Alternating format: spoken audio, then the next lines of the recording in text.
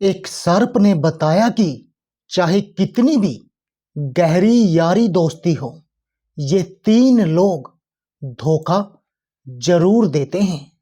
चाहे कितनी ही गहरी यारी हो, ये तीन लोग धोखा जरूर देते हैं। इन पर कभी विश्वास न करें। आइए आपको इस कहानी के माध्यम से समझाते हैं कि वो कौन से तीन लोग हैं जो धोखा जरूर देते हैं।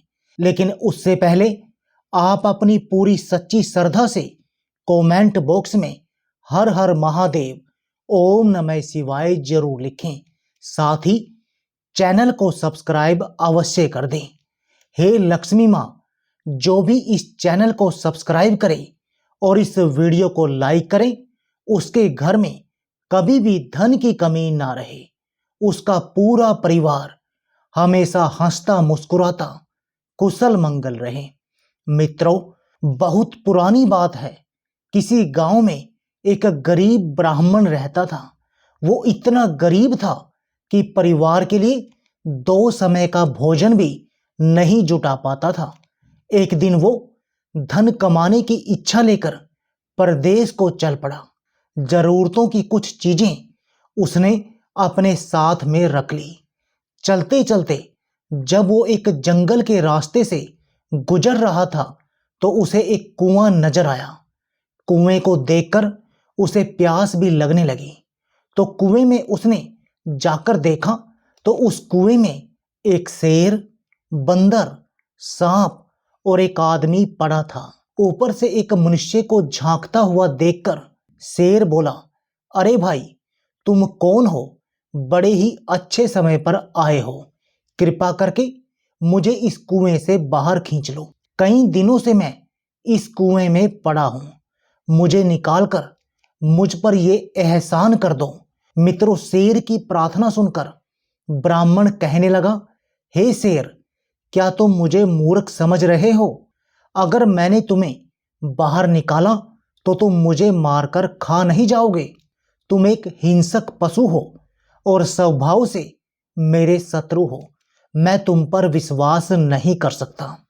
तब शेर बोला, अरे भले आदमी, मैं खुद मुसीबत का मारा हूं। मैं तुम्हें भला क्यों नुकसान पहुंचाऊंगा? तुम मुझसे अकारण ही डर रहे हो। शेर की बार बार प्रार्थना करने पर उस गरीब ब्राह्मण को उस पर दया आ गई। सोचने लगा, आखिर परोपकार ही पुण्य का काम होता है। शेर बोला, हे भाई, मैं तुमसे वादा करता हूं कि मैं तुम्हें किसी तरह का नुकसान नहीं पहुंचाऊंगा और सदा तुम्हारा एहसानमंद रहूंगा। सोच विचार कर ब्राह्मण ने रस्सी डालकर शेर को कुएं से निकाल दिया। कुएं से बाहर निकलने के बाद शेर ने ब्राह्मण को धन्यवाद दिया और बोला, मैं तुम्हारा ये उपकार कभी नहीं भूलूंगा। मैं पहाड़ के उस पार रहता हूं। कभी तुम पर मुसीबत आ जाए तो तुम मेरे पास चले आना। जितनी हो सकेगी मैं तुम्हारी मदद अवश्य करूंगा। मित्रों, इसके बाद कुएं के अंदर से एक बंदर की आवाज आती है। बंदर कहता है, हे भले आदमी, मुझे भी कुएं से बाहर खींच लो। मैं भी तुम्हारा सदा ऋणी रहूंगा। मित्रों, ब्राह्मण ने रस्सी डालकर बंदर को भी बाहर निकाल दिया। बंदर ने भी उसे धन्यवाद दिया और कहा कि मैं उस पहाड़ी के पीछे एक बगीचे में रहता हूं। कभी तुम्हें मेरी जरूरत पड़े तो तुम मेरे पास चले आना। मैं आपकी पूरी मदद करूंगा। इतना कहकर बंदर भी वहीं खड़ा हो गया। तब कुएं के अंदर से सांप ने आवाज लगाई, क्यों ब्राह्मण देवता, जिस तरह से आपने शेर और बंदर को निकाला है, मुझे भी निकालकर मुझ पर एक उपकार कर दो। तब ब्राह्मण बोला, ना बाबा ना, तुम तो एक सांप हो, कहीं मुझे काट लिया तो? सर्प बोला, अरे भाई, कैसी बातें करते हो? क्या कोई अपने मददगार को नुकसान पहुंचा सकता है? ब्राह्मण बोला, हे सर्प, मैं तुम पर यकीन नहीं कर सकता। सर्प ने बहुत विनती की कि देखो, तुम मुझे निकाल लो, मैं आपको कभी नहीं काटूंगा। ब्राह्मण ने दयावश सर्प को भी निकाल लिया। सर्प ने भी ब्राह्मण का खूब धन्यवाद किया। सर्प ने कहा, हे भाई, अगर तुम्हें कभी किसी मुसीबत का सामना करना पड़े तो तुम मुझे याद कर लेना। मैं उसी क्षण तुम्हारे पास आकर तुम्हारी सहायता करूंगा। ब्राह्मण ने कहा, ठीक है, ऐसा समय आएगा तो मैं तुम्हें जरूर याद करूंगा। तभी कुएं के अंदर से एक आदमी की आवाज आती है। वो आदमी कहता है, अरे भाई, मुझे भी कुएं से बाहर निकाल लो, मैं तुम्हारा हमेशा ऋणी रहूंगा। ब्राह्मण उस आदमी को निकालने के लिए कुएं में रस्सी डालता है तो सर्प ने कहा, तुम इस आदमी की सहायता मत करो, ये तुम्हारी बिरादरी का जरूर है पर बहुत बुरा आदमी है। बंदर और शेर ने भी सर्प की बात का समर्थन किया कि देखो भाई, अगर इस आदमी की मदद करोगे तो तुम बहुत बड़ी मुसीबत में फंस जाओगे। ये आदमी बड़ा बुरा है, जो इसकी मदद करेगा ये उसी की जड़ काटता है। इतना कहकर शेर, बंदर और सर्प ब्राह्मण से विदा लेकर चले गए। उनके जाने के बाद वो आदमी गिड़गिड़ाकर बोला, अरे भाई, तुमने शेर, बंदर और सांप की तो जान बचा ली, मेरे भी प्राण बचा लो, मैं तो तुम्हारी बिरादरी का हूं। तब ब्राह्मण बोला, हे भाई, तुम्हारी निंदा तो ये जानवर भी कर रहे थे, इससे लगता है कि तुम अच्छे आदमी नहीं हो, मैं तुम्हारी कोई मदद नहीं करूंगा।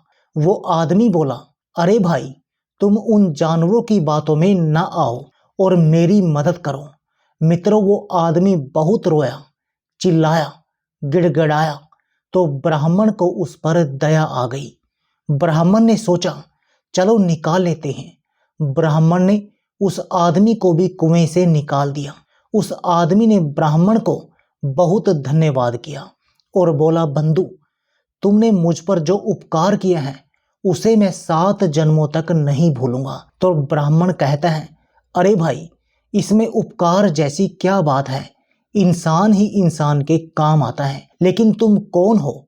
तब वो आदमी ब्राह्मण को अपना परिचय देता है, हे भैया, मैं एक गरीब सुनार हूँ, पास ही के शहर रतन नगर में मैं रहता हूँ, कभी मेरी योग्य कोई सेवा हो तो मेरे घर जरूर पधारना। इतना कहकर वो भी चला गया। उस आदमी के जाने के बाद ब्राह्मण ने झोले से लोटा निकाला और कुएं से पानी भरकर पी लिया और अपनी राह पर चल पड़ा। फिर काफी देर तक चलने के बाद एक नगर में पहुंचा। वो शहर में पहुंच तो गया, अब उसे नौकरी की तलाश थी। वो घर से बड़ा गरीब था। ब्राह्मण एक सेठ की दुकान पर पहुंचा और सेठ से विनती की कि क्या आप मुझे कोई काम दे सकते हैं? मैं पूरी मेहनत और ईमानदारी के साथ आपका काम करूंगा। तब सेठ कहता है, माफ करना, मेरे पास कोई खाली जगह नहीं है, कोई दूसरा दरवाजा देखो। ब्राह्मण निराश होकर वहां से चला गया। उसके बाद ब्राह्मण ने नौकरी के लिए खूब दौड़ धूप की, लेकिन उसकी तकदीर ने उसका साथ नहीं दिया। तो ब्राह्मण सोचने लगा कि अब मैं अपने बीवी बच्चों के सामने क्या मुंह लेकर जाऊंगा। मुझ जैसे बदनसीब को अब आत्महत्या करना ही ठीक है। इस तरह हताश होकर ब्राह्मण आत्महत्या करने की सोचने लगा, लेकिन तभी उसे शेर, बंदर, सांप और सुनार के वचनों की याद आई और उसने सोचा, क्यों ना एक बार इन्हें भी आजमाकर देख लिया जाए, शायद वे मेरी कुछ मदद कर सकें। मित्रों, वो आत्महत्या का विचार त्याग कर सबसे पहले बंदर के पास पहुंचा। बंदर ने दिल खोलकर उसका स्वागत किया और खूब वृक्ष से तोड़कर मीठे मीठे फल खिलाए। बंदर ने कहा, आप कभी भी मेरे घर चले आना, यहाँ हमेशा आपका स्वागत होगा। ब्राह्मण ने बंदर से कहा, हे बंदर भाई, मैं वन के राजा शेर से मिलना चाहता हूँ, क्या तुम मुझे उसका पता बता सकते हो? तब बंदर कहता है, हाँ हाँ, क्यों नहीं, तुम पहाड़ी के नीचे चले जाओ, पहाड़ी के उस पार तुम्हें सबसे पहले वनराज की ही गुफा मिलेगी। इतना सुनने के बाद ब्राह्मण वहां से चला गया और शेर की गुफा के पास पहुंचा। जब ब्राह्मण शेर के पास पहुंचा तो शेर खुशी से उसका स्वागत करने के लिए आगे आया और बोला, तुम्हें देखकर मुझे बहुत खुशी हुई मित्र, बोलो मैं तुम्हारी क्या सेवा करूं। तब ब्राह्मण कहता है, हे भाई, मैं बहुत गरीब हूं, अगर मुझे कहीं से कुछ धन मिल जाए तो मैं अपने घर लौट जाऊं, वरना मेरे लिए खुदकुशी करने के सिवा कोई रास्ता नहीं है। इतना निराश न हो मित्र, तुम यहीं ठहरो, मैं अभी आता हूं। इतना कहकर शेर अपनी गुफा में चला गया। जब शेर गुफा से बाहर निकला तो उसके मुंह में सोने का सुंदर रतन जड़ित हार था। वो हार ब्राह्मण को देते हुए बोला, लो मित्र, इस हार को बेचकर तुम्हें अच्छे पैसे मिल जाएंगे, तुम्हारी सारी गरीबी दूर हो जाएगी। शेर से वो हार लेकर ब्राह्मण ने उसे धन्यवाद किया और कहा कि सचमुच तुमने अपना वचन निभाया। इतना कहकर ब्राह्मण ने हार उठाया और शेर से विदा ली और रतन नगर को लौट आया। वापिस लौटते हुए ब्राह्मण का मन खुशी से फूला नहीं समा रहा था। आखिरकार उसकी यात्रा सफल हो गई थी। इस हार को अच्छे दामों में बेचकर मैं घर लौट जाऊंगा। मुझे वापिस घर आया देखकर मेरी बीवी और मेरे बच्चे बहुत खुश होंगे। हार की बिक्री से खूब धन मिलेगा। अब हम सुख से दिन बिताएंगे। ब्राह्मण सोचता हुआ चला जा रहा था। फिर सोचने लगा कि मैं इस हार को बेचूं तो बेचूं कहाँ। अचानक उसे उस सुनार की याद आई जिसे उसने कुएं से निकाला था। सोचने लगा, मैंने उसकी जान बचाई थी, वो इस मामले में मेरी सहायता जरूर करेगा। मित्रों, ब्राह्मण ने सुनार की मदद लेने का निश्चय किया और रतन नगर पहुंचकर सीधा सुनार के घर पहुंच गया। सुनार ने देखा तो दिल बाग बाग हो गया। कहने लगा, आओ मित्र, कैसे आना हुआ? तो जवाब दिया कि मैं तुम्हारे पास एक जरूरी काम से आया हूं। तो सुनार कहता है, हाँ मित्र, कहिए, मैं तुम्हारे किस काम आ सकता हूं?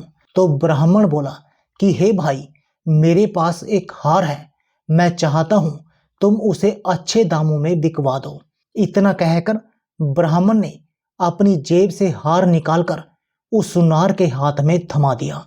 हार देखकर वो सुनार सोचने लगा, ये हार इस ब्राह्मण के पास कहां से आया? ये हार तो राजकुमार का है, जो शिकार पर जाने के बाद आज तक वापस नहीं लौटे, और ये हार मैंने ही राजकुमार को बनाकर दिया था।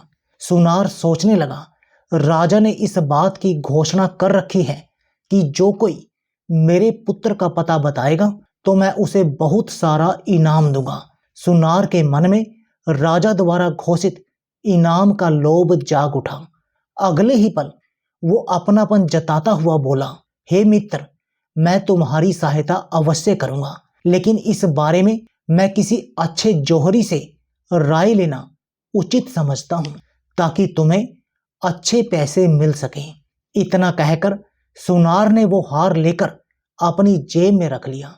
फिर बाहर जाने के लिए तैयार होने लगा और उससे कहा कि तुम कुछ देर यहीं ठहर कर आराम करो, मैं तब तक जौहरी से मिलकर आता हूं। ब्राह्मण बोला, ठीक है मित्र, मैं यहीं बैठता हूं। फिर सुनार अपनी पत्नी को बुलाकर बोला कि तुम ब्राह्मण देवता की मेहमान नवाजी करो, इन्हें भोजन बनाकर खिलाओ, जरा मैं बाहर होकर आता हूं। इतना कहकर सुनार घर से चला गया और सीधा राज दरबार में पहुंचा। राजा को प्रणाम करते हुए बोला, हे महाराज, मैं आपसे एक विशेष काम से मिलने आया हूं। तब सुनार राजा को हार सौंपते हुए बोला, ये वही हार है जिसे राजकुमार के लिए स्वयं मैंने अपने हाथ से बनाया था। एक आदमी इसे बेचने की नीयत से मेरे पास आया है। महाराज, मैं उस आदमी को अपने घर पर बैठाकर आया हूं। हार को देखते ही राजा पहचान गया कि जरूर वही मेरे बेटे का हत्यारा होगा। राजा क्रोध में आग बबूला हो गया। कहने लगा, कौन है वो शैतान जिसने मेरे बेटे की हत्या कर उसका ये हार चुराया है। तब सुनार कहता है, हे राजन, वो एक गरीब ब्राह्मण है, वो अभी मेरे घर पर ही बैठा है। राजा ने गुस्से से पागल होते हुए सेनापति को आदेश दिया कि सुनार के घर जाकर उस आदमी को तुरंत पकड़ कर लाओ। मित्रों, सेनापति ने तुरंत कुछ सैनिक ले जाकर सुनार के घर से उस ब्राह्मण को पकड़ लिया और राजा के दरबार में पेश कर दिया। राजा ने आदेश दिया कि ये दरिंदा हमारे राजकुमार का कातिल है, इसे तुरंत कारावास में डाल दिया जाए। राजा के सिपाहियों ने ब्राह्मण को ले जाकर कारावास में डाल दिया। जब सैनिक जाने लगे तो ब्राह्मण दुखी स्वर में बोला, आखिर मुझे राजकुमार का कातिल क्यों ठहराया जा रहा है? मैं तो निर्दोष हूं। तब सिपाही लोग बोले, अगर तुमने राजकुमार की हत्या नहीं की है तो राजकुमार का हार तुम्हारे पास कैसे आया? जिस सुनार को तुम हार बेचना चाहते हो वो हार उसी सुनार ने राजकुमार को बनाकर दिया था। इस समय तुम पकड़ में आ गए हो, अब तुम नहीं बच सकते। कुछ दिन बाद राजा तुम्हें फांसी की सजा देंगे। इतना कहकर सैनिक वहां से चले गए। मित्रों, सैनिकों के जाने के बाद ब्राह्मण सोचने लगा कि सुनार ने तो मुझे बहुत बड़ी मुसीबत में फंसा दिया है। अब मैं क्या करूं? इस नगर में तो मेरा कोई मददगार भी नहीं है। हे प्रभु, मेरी रक्षा करना। अगर मुझे फांसी हो गई तो मेरे बीवी बच्चों का क्या होगा?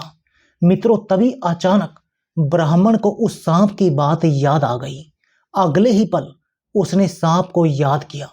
सांप उसके सामने प्रकट हो गया और कहने लगा, अरे मित्र, तुमने मुझे कैसे याद किया? ब्राह्मण बोला, मित्र, मैं बहुत बड़ी मुसीबत में फंस गया हूं। राजा ने मुझे जबरदस्ती जेल में ठूंस दिया है। एक ऐसे अपराध की सजा सुना दी है जो मैंने नहीं किया है। तब सांप कहता है, ऐसा क्यों? तब ब्राह्मण ने शेर से हार प्राप्त करने से लेकर गिरफ्तार होने तक का सारा किस्सा उस सांप को सुना डाला और दुखी स्वर में बोला, हे मित्र, अब तो मुझे बचा लो। तुमने मुझसे कहा था कि मुसीबत के समय तुम मेरे काम आओगे। अब तो मेरी जान पर बन आई है। मेरे लिए इससे बड़ी मुसीबत और क्या होगी? तब सर्प कहता है, हे मित्र, मैंने तुमसे पहले ही कहा था कि उस बुरे आदमी की सहायता मत करना, वो तुम्हारे लिए मुसीबत बन सकता है। कहते हैं, जो धन का अत्यंत लालची हो, पूरव का दुश्मन हो, अनेक स्त्री पुरुषों में मन लगाने वाला हो, चाहे स्त्री हो या पुरुष हो, इनसे चाहे कितनी ही गहरी यारी हो, ये तीन लोग हमेशा धोखा देते हैं। इन पर कभी आंखें मूंद कर विश्वास नहीं करना चाहिए। सर्प बोला, यदि तुमने मुझे याद किया है तो मैं तुम्हारी सहायता जरूर करूंगा। मुझे एक उपाय सूझा है। मैं चुपके से महारानी के कमरे में जाकर उन्हें डस लेता हूं। मेरे जहर से महारानी बेहोश हो जाएगी। फिर चाहे कोई कितना ही प्रयत्न कर ले, वे होश में नहीं आ सकती। मेरे जहर का असर तब तक रहेगा जब तक तुम अपने हाथ से उसके माथे को नहीं छुओगे। तुम जैसे ही महारानी का माथा छुओगे, वो होश में आ जाएगी और राजा खुश होकर तुम्हें छोड़ देगा। राजा अपनी रानी से बहुत प्यार करता है, वह उसे जिंदा रखने के लिए कुछ भी कर सकता है। मित्रों, फिर सांप जेल की कोठरी से निकलकर रानी के कक्ष में पहुंच गया और अगले ही पल उसने रानी को डस लिया। रानी तुरंत उठ बैठी और चिल्ला पड़ी। सांप खिड़की के रास्ते से उन्हें डसकर चला गया। इधर महारानी चीखती हुई कक्ष में बेहोश होकर गिर पड़ी। राजा के सारे नौकर, सेवक, सेविकाएं महारानी को गिरता हुआ देखकर भाग खड़े हुए। रानी ने बता दिया कि मुझे सांप ने काट लिया है। मित्रों, तुरंत राजा को सूचित किया गया कि रानी को एक जहरीले सांप ने डस लिया है और महारानी बेहोश हो गई है। जल्दी ही उनके उपचार व्यवस्था की जाए। राजा ने तुरंत एक सेवक को बुलाकर राजवैद्य को बुलवाया और राजवैद्य से राजा ने कहा, हे वेदराज, मेरी रानी को बचा लीजिए, इसे किसी सर्प ने डस लिया है। यदि मेरी रानी को कुछ हुआ तो मैं भी जीवित नहीं रहूंगा। मित्रों, वैदराज ने रानी का निरीक्षण किया। वैदराज ने रानी को कई तरह की औषधियां दी, लेकिन उनकी बेहोशी नहीं टूटी। तब वैदराज ने निराश होकर कहा, महारानी जी का उपचार अब मुझसे संभव नहीं हो सकेगा। महाराज, जिस सांप ने इन्हें डसा है वो बहुत ही जहरीला है। मेरी कोई औषधि काम नहीं कर रही है। तब वैदराज ने राजा को दिलासा देते हुए कहा, निराश मत हो महाराज, अभी वक्त है। आप किसी अन्य वैद्य हकीम को बुलवा लो, शायद उनके पास ऐसी कोई दवा हो जिससे रानी ठीक हो जाए। मित्रों, अगले ही पल राजा ने मंत्री को आदेश दिया, हे महामंत्री, फौरन ही ये ऐलान करवा दो, जो भी महारानी का उपचार कर उन्हें ठीक करेगा उसे मुंह मांगा इनाम दिया जाएगा। राजा ने तुरंत पूरे राज्य में घोषणा करवा दी। राजा के आदेश का ऐलान होते ही कई वैद्य हकीम आए। महारानी को तरह तरह की औषधियां दी गई, लेकिन कोई लाभ नहीं हुआ। महारानी की बेहोशी वैसी की वैसी ही बनी रही और सब अपना सा मुंह लेकर लौट पड़े। तरह तरह की औषधियां देकर सब हार चुके थे। अब तो भगवान ही महारानी को बचा सकता था। वैद्य हकीमों का निराशपूर्ण उत्तर सुनकर राजा का दिल टूट गया। वे मन ही मन घुटने लगे, हे भगवान, महारानी पर ये कैसी आफत आ गई। मित्रों, उधर जेल की कोठरी में कैद ब्राह्मण ने राजा का ऐलान सुना तो उसने पहरेदार से कहा, मुझे महाराज के पास ले चलो, मैं महारानी को ठीक कर सकता हूँ। तब पहरेदार कहता है, अरे ब्राह्मण, जब अच्छे अच्छे वैद्य हकीम भी उन्हें ठीक नहीं कर पाए तो तुम एक हत्यारे होकर उन्हें भला क्या ठीक करोगे। ब्राह्मण ने फिर विनती की, आप एक बार मुझे महाराज के पास ले चलो, मैं सच कहता हूँ, मैं रानी को बचा लूंगा। पहरेदार ने ये खबर राजा को दी। राजा ने तुरंत ब्राह्मण को अपने पास बुलाया। राजा ने कहा, हे ब्राह्मण, अब शीघ्र मेरी रानी को जीवित कर दो। अगर तुम मेरी रानी को जीवित नहीं कर सके तो मैं तुम्हारा सर कटवा लूंगा। ब्राह्मण ने कहा, हाँ, मुझे मंजूर है महाराज। मित्रों, ब्राह्मण के विश्वास दिलाने पर राजा ने ब्राह्मण को रानी के महल में पहुंचा दिया। ब्राह्मण ने आहिस्ता से अपना हाथ महारानी के माथे पर रख दिया। अगले ही पल महारानी बिस्तर से उठ बैठी। उनके बदन का नीलापन गायब हो गया। चेहरा पहले की तरह दमकने लगा। वो चकित स्वर में बोली, महाराज। तब राजा ने कहा, महारानी, आप इस ब्राह्मण की कृपा से जीवित हुई हैं। फिर महाराज ने रानी के जीवित होने की खुशी में ब्राह्मण को क्षमा कर दिया और उससे उसकी असलियत पूछी। तब ब्राह्मण ने सारी बात स्पष्ट रूप से बता दी। राजा ने ब्राह्मण को खूब धन दौलत दी। राजा ने ब्राह्मण को खूब पुरस्कार देकर अपने घर से विदा किया और उस सुनार को बुलवाकर उसे जेल में डलवा दिया गया।